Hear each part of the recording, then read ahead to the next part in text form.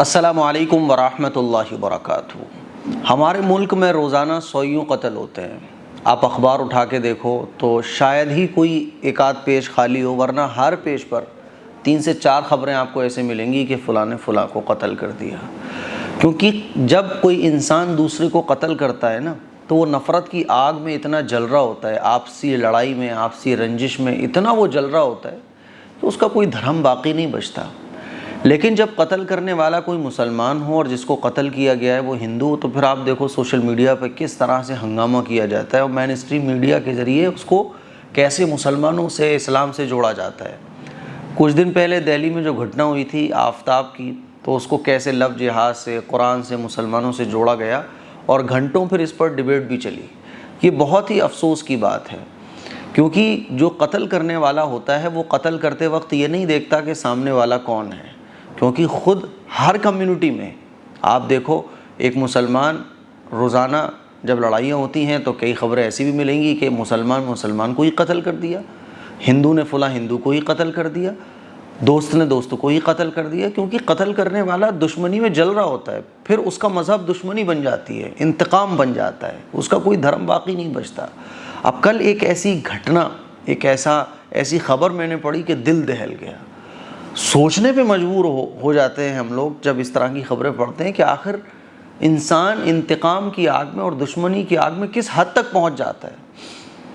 एक आदमी जो मुंबई में रहता था, जिसका नाम मनोज साने था, 56 साल का था, अचानक से क्या होता है कि वो 3-4 दिन कुत्तों को कुछ खिला रहा होता है।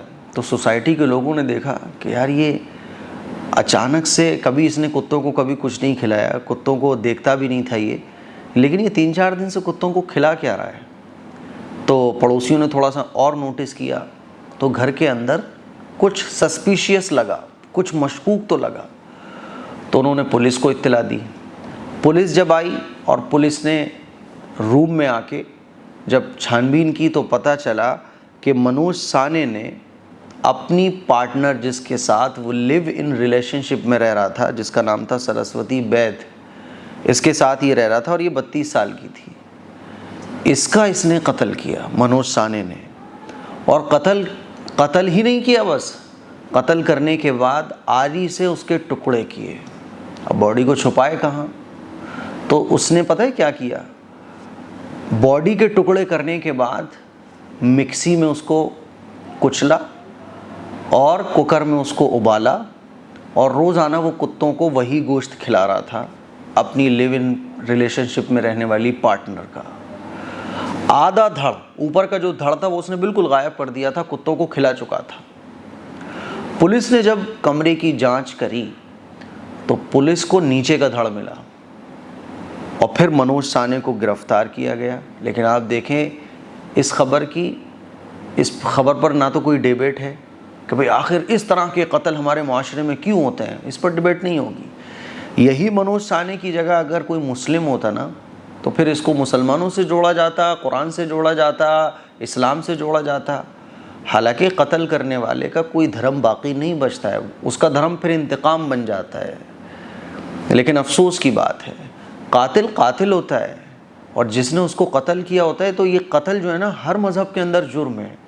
लेकिन अफसोस की बात है कि हमारे मुल्क के अंदर एक बड़े मेन स्ट्रीम मीडिया के ज़रिए इसको कुछ से कुछ बना के दिखाया जाता है और इस पर कोई एक्शन नहीं लिया जाता। ये बड़े ही अफसोस की बात है। पूरी खबर आप देखें तो देखिए, पूरी खबर, लिव इन पार्टनर की हत्या, शव कुत्तों को खिलाया। आप ये ख़बर पूरी पढ़ सकते हैं, मैं स्क्रीन पे लगा रहा हूँ।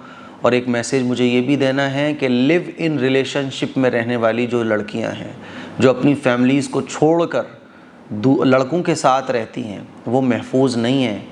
क्योंकि झगड़ा होता है तो फिर आदमी सोचता है चलो क्रियाक्रम करो, मामला हटाओ। क्यों, ये तो अपने घर वालों को तो वैसे ही छोड़ के आ गई है, ना तो अब इसका कोई साथी है, ना इसको कोई सपोर्ट करने वाला है। मैं इसको मार भी दूंगा तो कौन मुझसे पूछ रहा है। तो हमारी वो बहनें जो गैर मुस्लिम हैं, हिंदू हैं, क्रिश्चन हैं, वो अगर लिव इन रिलेशनशिप में रहने का इरादा कर रही हैं, बहुत गलत डिसीज़न है आपका।